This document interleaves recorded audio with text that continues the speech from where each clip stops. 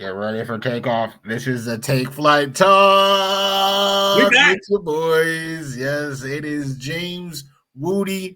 All right, over there we got Fitz. Okay, yes, sir. I always Yes, get sir. that backwards. I'm It's not so going to get tough. that No, right. I honestly the only thing I can do is point. I can't even looking I gotta think first. Yeah. But we are talking New York Jets. This is a big week. It's actually kind of crazy because usually, or what we've been accustomed to, is week one is huge, and then every week becomes a little less important because we're just trash. But it actually seems like each week is climbing in what this means, right? Climbing in hype, right? Climbing in build up. And this is definitely the biggest week yet. It is the Jets versus the Dolphins. Fitz, how you feeling? Um, I think the first thing I'm feeling right now is uncomfortable.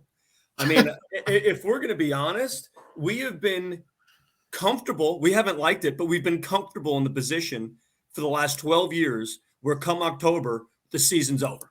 I mean, that's just been unfortunately the reality with one asterisk of my boy King Fitz in 2015. But, for us to be in a position um, today on October 7th to go and say there's a mathematical chance that we could be tied for first place in the division after this Sunday. If the Jets win and beat the Dolphins and the Bills somehow lose to Kenny Pickett and the Steelers, the Jets are tied for first place in the division. That is something that I'm uncomfortable even saying. It's so weird. We've been comfortably terrible. This is the first time we've won a game in September since 2018. I think it was only one that year. Who knows the last time before that? There's something in the air. We're competing for something. It feels good. There's still some things incomplete about this team, but we are doing enough to stay in it in October, and that is something so special. It's crazy for me to.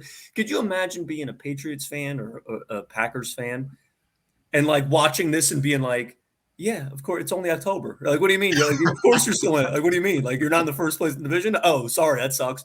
Like this, it feels good. It feels good. What do you think? um, I'm like embarrassed to wholeheartedly agree. Like, it is so embarrassing. Like you said, the Packers fans, the Pats fans, pretty much almost any fan base besides like the Texans, are just are you guys good? Lions fans, of course. We've been neck and neck. And like they actually are kind of going through a similar thing where they should be very happy, very proud of their team, as well. So it's definitely been crazy. It's been nice. It's been nice, being able to show my face in public in October. It's definitely been good, and this is like we said, it's a big game. It's a statement game. Um, You'll be surprised. Anybody who's read the Woody 3 will be surprised. They probably think that somebody else wrote it, but it's pretty positive. It's a pretty positive take on what's going on with the Jets. And I actually I don't know. You know me. I'm not a betting man like that. We'll see Fitz picks on the IG page, but I actually believe the Jets will win this game. Really? That I is the do. first time I've heard you say that in what, 15 years, probably 12 years, maybe. With any matchup. We could be playing your town high school football team, and you're still like, yo, Traeger knows what he's doing. Like, I don't know. Like, this Jets team, we got a lot of missing pieces. So that is exciting to hear. Wow. I truly do. My final score prediction is 24-21. I think the offense will do what they do. LaFleur, he was creative with his play calling. Zach was making good reads. There was a time where he stopped making good throws, but then he got his act together, and that's what rust is. That's literally what rust is.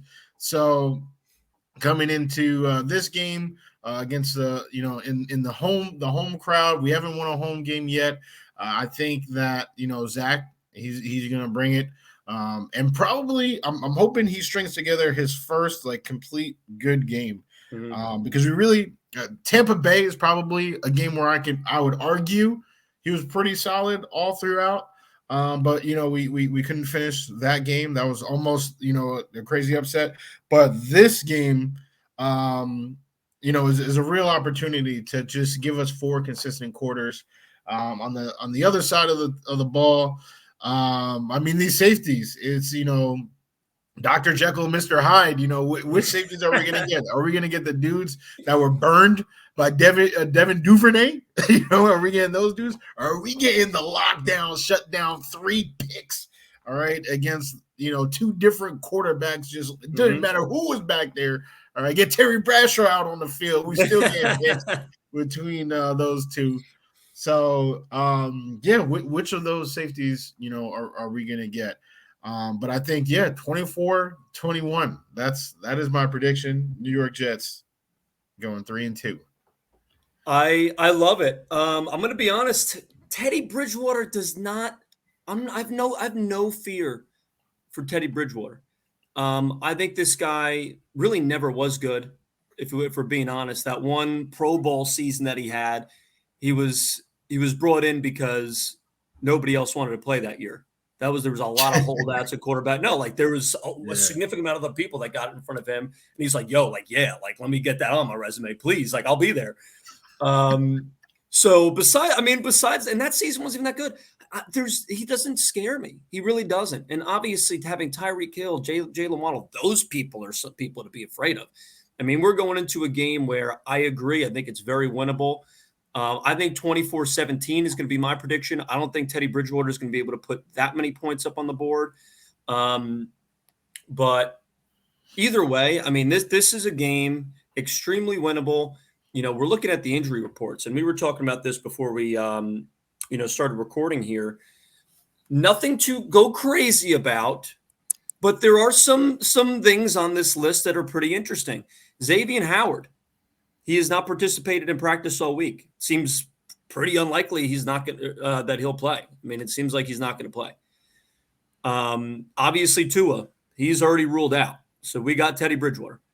Now we look at Tyreek Hill. Tyreek Hill has got a quad injury.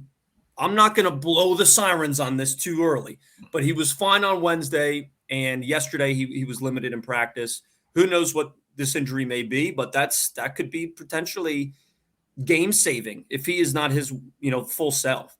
Then you look at Jalen Waddle. Jalen Waddle is dealing with a groin injury. He did not participate at all on Wednesday and was limited Thursday. He is trending in a good direction, but even just having these injuries on their 2 top wide receivers, and then you go and look at obviously Zabian Howard being out, that could change the dynamics of this game. Teddy Bridgewater doing it without I hope Tyreek or Waddle, if one of them don't end up playing, I'm putting the house on the Jets winning this game. The offense has been playing well. Breece Hall was questionable this week. I saw on our side as well. So, we'll see how he's trending. I think he's just a little bit banged up. He'll probably be fine.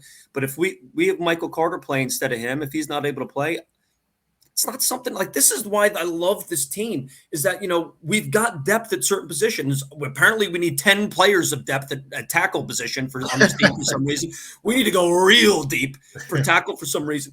But, our injury report, really not super scary. Dwayne Brown might be playing this week. It seems to be like a game time decision. That would be a godsend to get McDermott's good for nothing but, I almost cursed, good for nothing but off of that field. So I'm liking how this matchup looks, even if we have, full health, with both their wide receivers. I do think that this is a very winnable game, but we need to bring out that defense we had against the Steelers in order to do it. Yeah, I mean, let me add another Dolphins injury. Taron Armstead, I think, that's somebody who they brought in to be a monster left tackle, one of the best left tackles in the game. He has not practiced at all this week as well.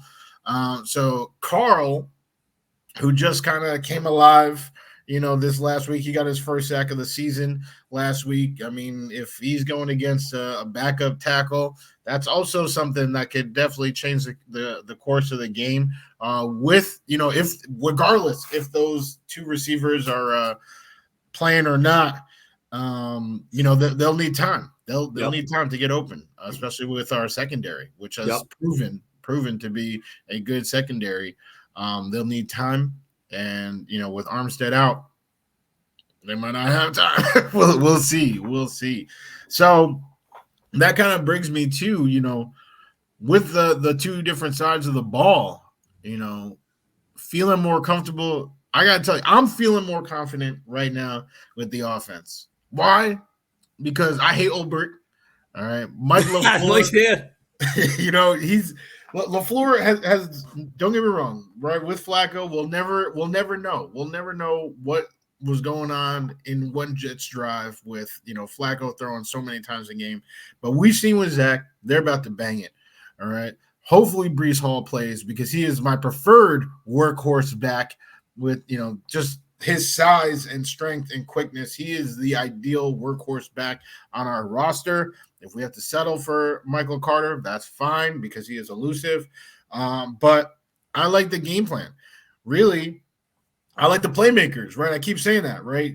Zach, hit these guys 6 yards out, let them do the rest. And we saw it, right? There were a whole bunch of 10-yard air passes that were 15, 20-yard gains because Elijah Moore, Garrett Wilson, and Corey Davis did work once they caught the ball, even Tyler Conklin. So I don't the only way that this offense fails to me is if Zach regresses from what took place against Pittsburgh or plays like how he played in the third quarter against Pittsburgh the whole game, which could happen. That would kind of be what his rookie year was. Mm-hmm. But all we've been hearing from everybody that's been there both years of the Saleh regime is how much better he is.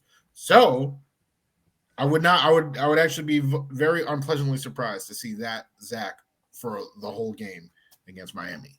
Well, I think for the offensive confidence that you have, you need to have Zach start quick. He needs to have a fast start. He needs to get out there early. We're going to see inconsistencies with him. At the end of the day, I'm taking the defense in this pick, by the way. I'm going with the defense, who I have more confidence with. And I'm going to explain that in a moment. But as I'm a fan of this team, I'm not going to go and rip your side because I love our offense. We got a lot of talent. But Zach, I think he's got some forgiveness this week too. Not playing for 6 weeks. We were patient with them in the first game back, and we needed to have some patience with them.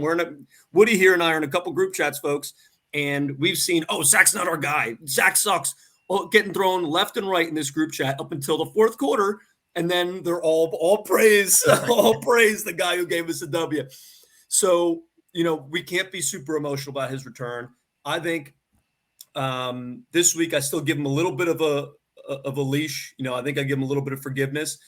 There's still going to be a little bit of rust. And if he could go and show us in the first half that he can go and come out strong, then I might be eating my words here. But I'm taking the defense. When you go and look at the talent on this defense, we've been complaining now, starting last year, but we really didn't have as much reason to last year as we do this year, of so much talent with such little production, right?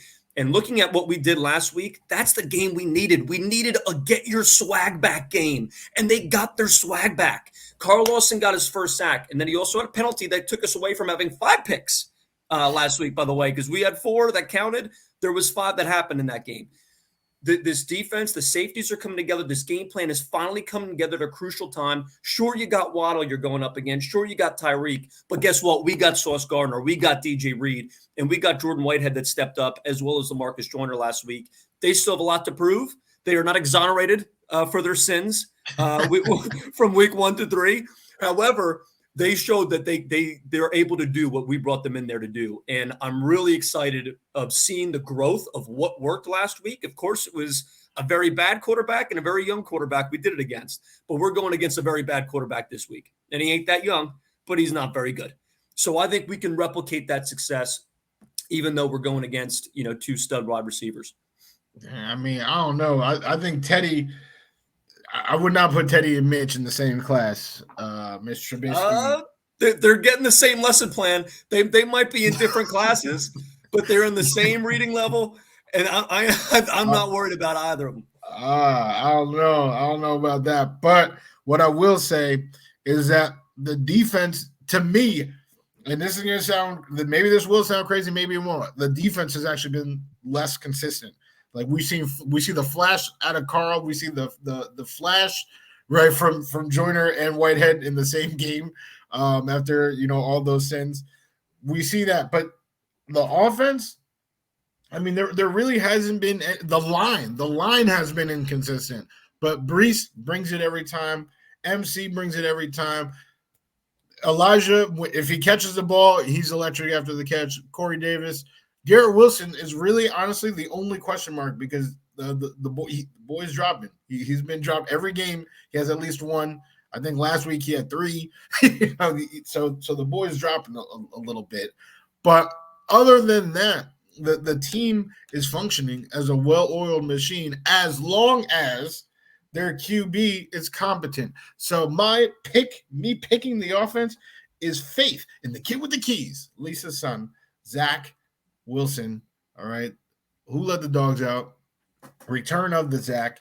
That man, that kid, that boy, it's the faith in him being able to make the reads, and the faith in LaFleur simplifying the game plan enough. I mean, that's what this whole entire offseason was about, was every single play. These are your reads. These are your options. 1, 2, 3, 4. If this isn't here, this should be there. If that's not there, do this. Like, that's the whole offseason, and that's what he needed. We all know the physical tools are there. We know the quick release. We know the run, the throw on the run, all of that, right? That's natural. Can we get him to set his feet? Can we get him to mentally process the game? And he did it beautifully against a good Steelers defense. The Dolphins defense is not elite, but they're definitely good, but they're also banged up. So, Zach, man, I know you're saying, cut him a leash and, cut him some slack. Yeah, okay, all right. I mean, you don't have to be perfect. You don't have to throw for 400 yards or, put the whole team on the back. I still don't want you throwing more than 40 times this game, but make your reads. Make good decisions. Yeah, I mean, I agree with everything you said about Zach.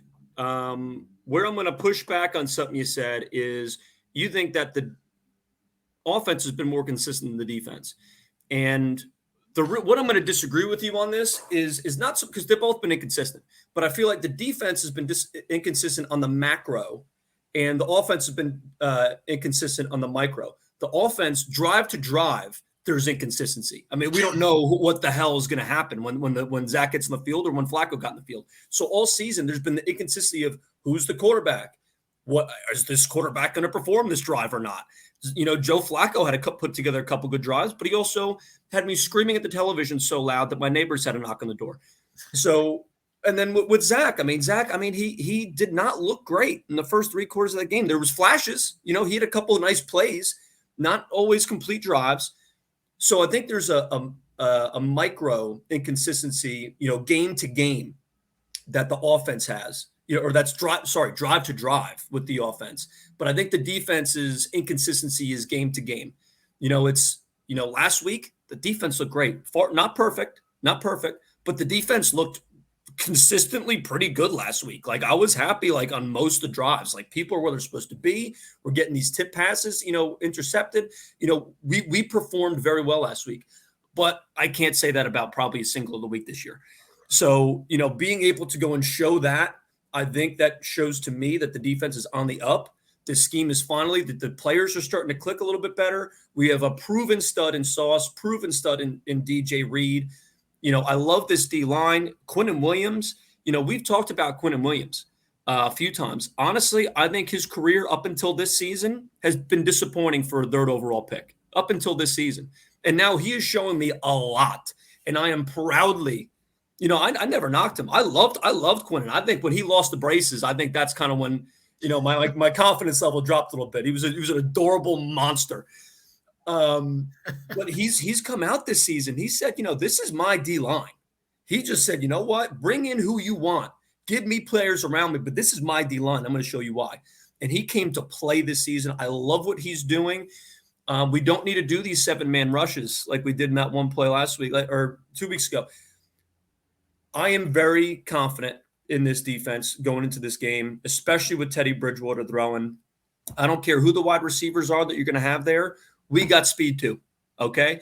And it's maybe not Tyreek's speed, but we got speed to keep up with him. We're going to knock him at the line of scrimmage. We're going to get in his head. Sauce is going to be talking all day. We know Tyreek can talk back. I think my prediction for this week is there's going to be a new rivalry in town.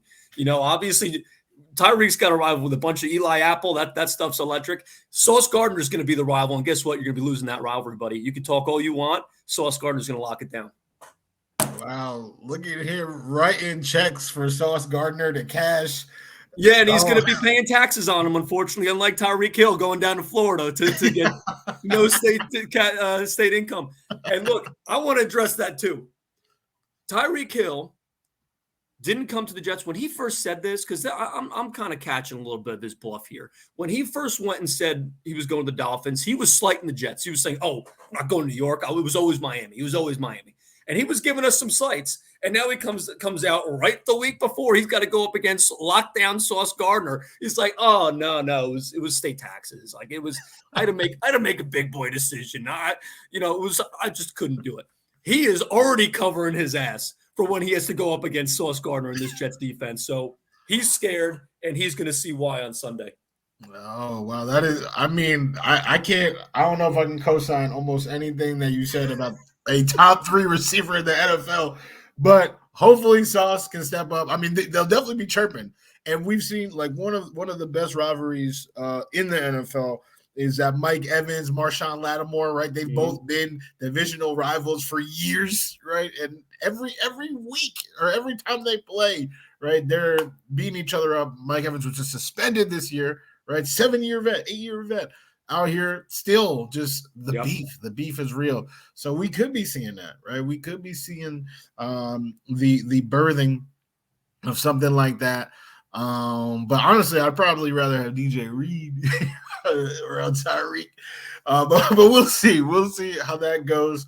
I'm good with either of them. I think they're going to, because the way this scheme works, they're going to be covering everybody, right? It's not a straight man to man. Yeah.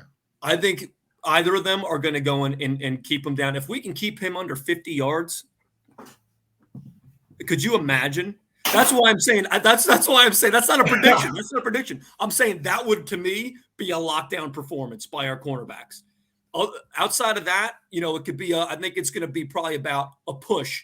If he goes, 60, 75, 100 yards, I think that's going to be a push, because that is still containing an absolute monster. But if we can keep him under 50, that is my lockdown number. His nickname is Cheetah, right? Like what? Well, he's going to have to be cheating if he's going to beat these boys on defense. So bring it. Bring it. You guys heard it here from Fitz. That was elite wordplay by our co-pilot Fitz. Well, we'll see. We'll see which side steps up. We already, let us know who you guys feel, whether it's the offense or the defense that you're most confident in. There are a couple other things that I'm looking for. As a matter of fact, it's 3 things. We talking about the Wudi 3. Is this the Wudi 3? Let's go.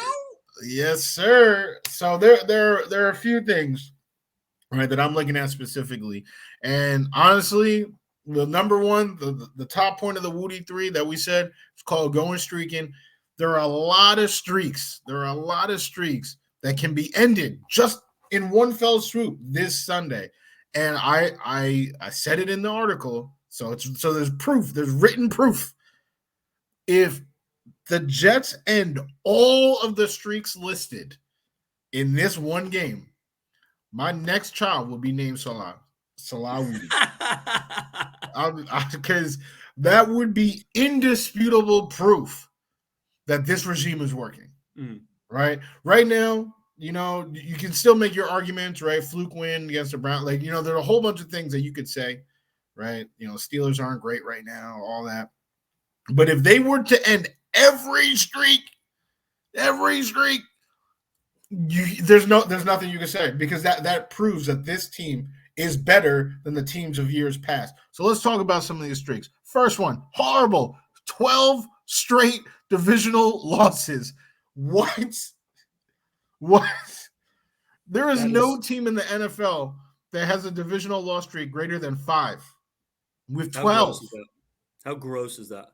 It's been years since we just simply won a game against a team in our division. That's scary. That's honestly one of the scariest things that we have this year. And Salah's talked about this. I think before the season even started, and he might have said it again leading into this week, but he's like, that's ending this year. He didn't say this week. He said that's ending this year. And I trust him. I believe in him, but that's some scary data there, Woody. That's some scary data. It is. No, I did hear that. And I'm hoping that that's what happens.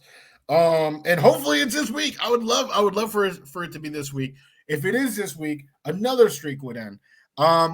We have not defeated the AFC East division leader in a regular season game in 5 years. And this is kind of a cheap stat because when we did beat the division leader, it was the 1-0 Miami Dolphins in week 3 of the 2017 season, right? The other two teams had lost their first game, and they were 1-0. But that still counts. That still counts. So, we beat the leader. Now, Miami has a division lead.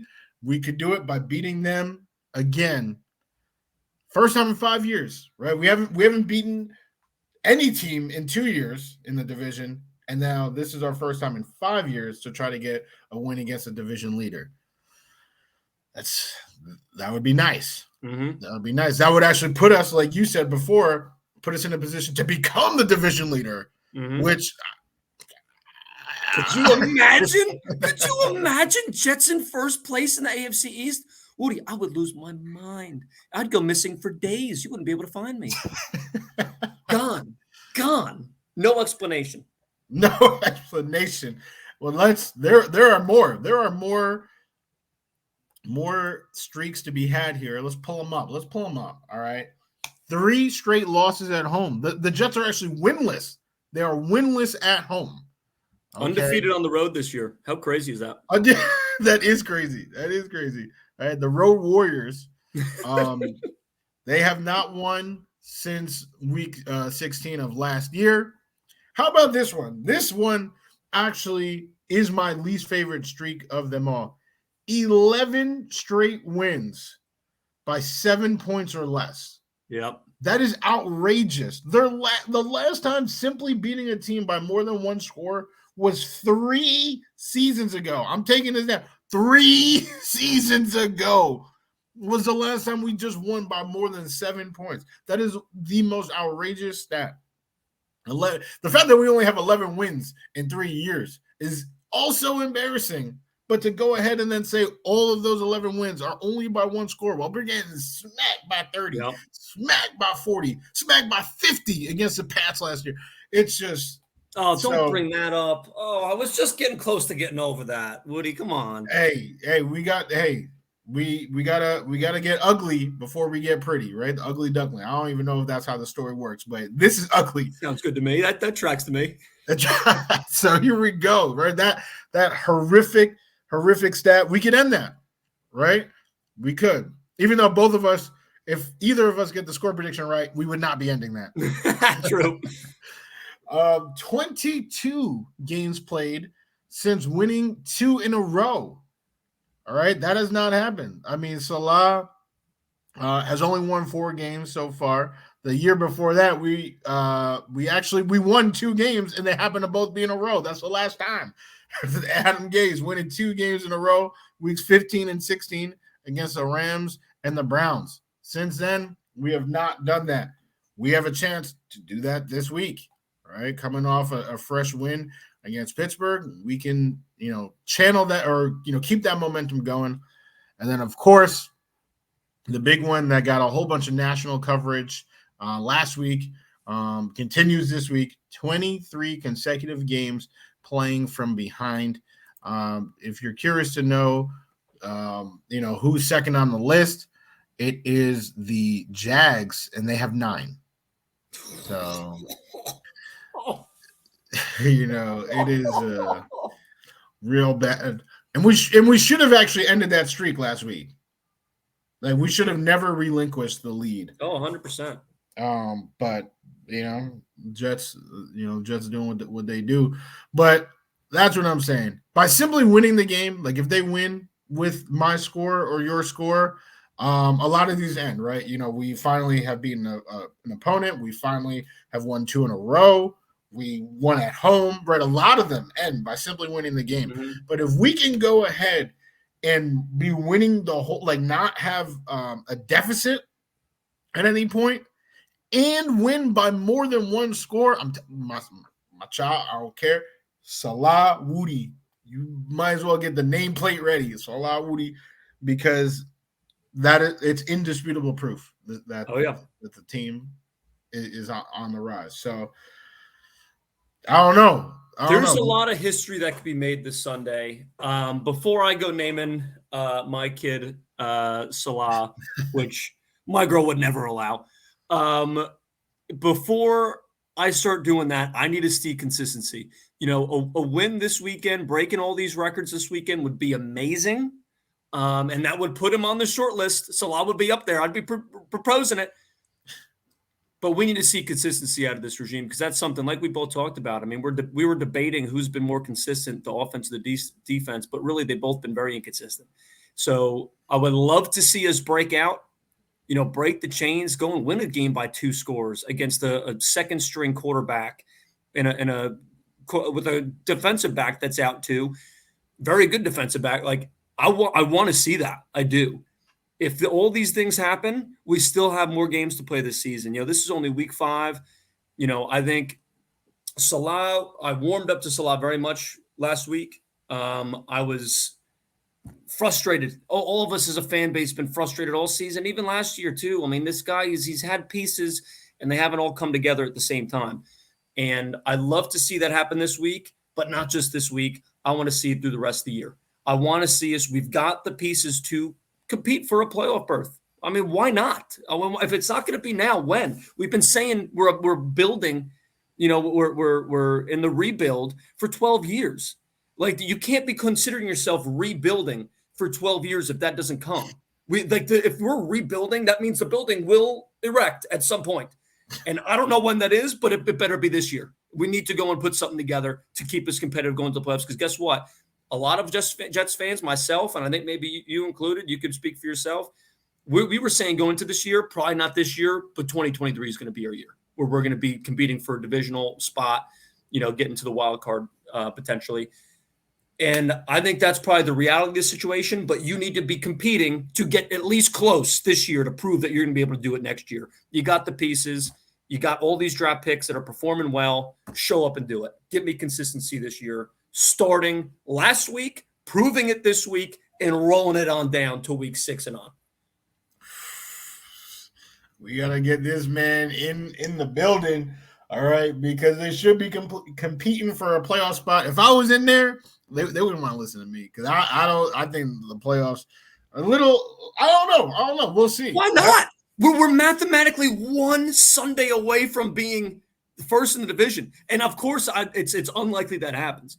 But we are one game away from being first in the AFC East. Go and take it. Show up and take it. Own the destiny that you have. Win this game on Sunday and let the Bills do what Kenny Pickett, who honestly didn't look that bad last week besides the 3 picks. But, if he can come in as the actual starter and be prepared to start all week, with Deontay Johnson, with some of these pieces they got over there, who knows? Why not? The Bills aren't perfect. They've shown that they're not perfect. They're very good. They're scary. Do it, Pickett. Do it, Zach. Get us to number 1 in the division. Didn't look that bad besides the 3 picks. Spoken like a true Ryan Fitzpatrick fan. Well, spoken like a true, so Woody, I mean, I know how obsessed you are over the completion percentage. The guy completed every single pass he threw last week. Technically 3 of them went to the Jets, but he was 13 for 13 with 2 different teams receiving the ball. So if we're being honest, that completion percentage ain't bad. Hey, he was making good decisions for sure. The Jets, I mean, that's what I'm saying. This is a big game. And if they do win, that will show me consistency. Consistency that we literally have never seen. Salah has not won 2 games in a row. Right? He's been inconsistent from day one. But one thing that I will say, and this is literally the one saving grace that makes me still have faith, because I've been losing faith in Salah. I'm not gonna lie. It feels like every day from August 1st, I've just been losing faith. But one thing that I saw that helps me remain faithful is the Jets being 5th in the entire NFL in fourth quarter points. I mean, this team does not give up. They truly don't. Doesn't matter the odds. It really does not matter the odds. They can be down 13 points with less than 2 minutes left, and they're not giving up. They're not giving up. They're going to do whatever it takes. They fight, they scratch, they claw. And that type of fight is just so refreshing. I mean, we were there. I'll never forget. And I know like the game itself, it wasn't like a big deal, but you know, the Jets were up against the Raiders, right? It looked like there was a 100% chance that the Jets were going to win. I was like, you know what? Let me open this Miller High Life right now. And Greg Williams was like, skirt, cover 0. Henry Ruggs, he scored the touchdown and he rushed 12. He rushed 12 on that play for some reason. He pulled off a way that we get 12 men on the field, and he sent everybody and left the deep wide open. Yeah, I mean, and with all the penalties in that drive too. I mean, we gave Derek Carr 5 different chances to score a touchdown. It was agreed. So that's what I'm saying. Like that's what we're used to as Jets fans. When the fourth quarter comes, that's the Jets that we've been accustomed to for the last 12 years. Besides that one asterisk for sure, but now. This team is a fighting team amongst their peers, 5th in the league in fourth quarter scoring. Zach was looking clutch. He was looking clutch. So that's where I have given Salah credit because Gase did lose the locker room. People didn't care.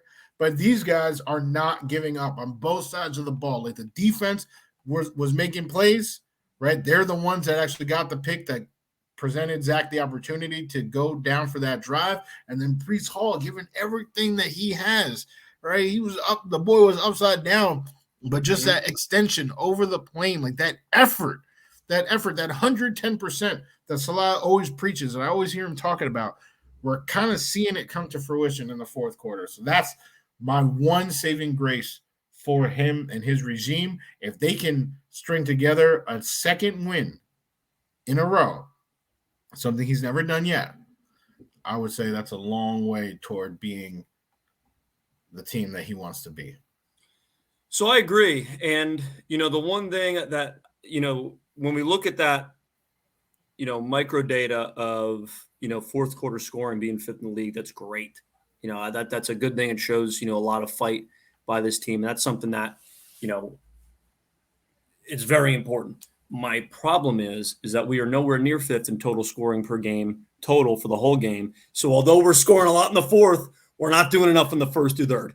So if we can go and focus on that, you know, I love that we're a high scoring team in the fourth. I think that's something I would love for us to continue doing, getting points on late. That's something I'm not worried about doing. You know, if it's the fourth quarter and we're down a score, I'm sitting back. I'm comfortable, man. I'm like, all right. No, I've seen this twice this season. I'm good. Go ahead, Zach. Do your thing. We're fine. But it's the rest of the game. I think that stat, although it is great, it's a massive room for improvement for the rest of our you know, the rest of the 3 quarters, because I can't find it right now.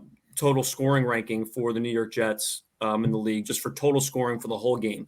I've been looking to try to find that stat. I don't know where we rank on that. If you could want to try to. Yeah, I believe we're 19th. Like we're in a huge tie for like 19th with 19 points per game. So that's kind of scary, right? When, you know, you're in 5th place, that's a big jump between what you're doing in the fourth quarter compared to the league versus what you're doing for the whole game in the league. And that's something to improve on. I mean, I think that's a good thing to improve on. You know what I mean? Like it's a great stat. You know, I love that we fight late, but you know, it definitely gives us a lot to work on for the other 3 quarters of the game that apparently the Jets offense does not realize exists. So hopefully we'll be able to pull things together and have a complete, consistent game like we're talking about. Why not this week? I'm confident. I'm loving to see it. Yeah. One final thing I'll say, to your point, I think it's a really good point. So I do also touch on it on the Wudi 3, is that the 9.3 points that they do average in the fourth, over their 19 for the game, that's 48.9% of their scoring happens in the fourth. The only two teams in the NFL that have a higher percentage of their points solely scored in the fourth are the Saints and the Cardinals. So, the Saints are 1-3, the Cardinals are 2-2. Neither team has really looked that great. Bad company. But it's not like the worst. Like, that's what I'm saying. Like, it's not like the absolute bottom of the barrel. Like, it's not like the Panthers or Baker. That boy Baker got no fight in him, no matter what quarter. Like stuff like that. But yeah, I do agree. We definitely need to do some better work in the first or third, because that's not it's not horrible company, but it's definitely not good company. Yep. Well, you know what, Woody? You've convinced me. I'm going to 28-17 final score. I'm bumping it up. 28-17. You heard me. We're talking about this offense. You got all this confidence in the offense. I got a lot of confidence in the defense. I think it's going to come together. I think Zach's going to put on a clinic this week. I think he's going to do very well. And we're going to go and break that streak of how many of winning a game by more than 7 points happening this Sunday. Lock it up. Wow. Lock it up. Case closed. There it is. The case is closed. I mean, that is the best possible note to end this flight. Take flight talk. Again, it's your boys, James Wudi.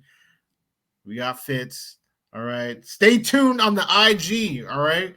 At take_flight_talk. Stay tuned for Fitz picks. All right. So that you can get your significant other something nice by winning some money with his parlay. And yeah, let's go Jets. Let's go, baby. See you guys.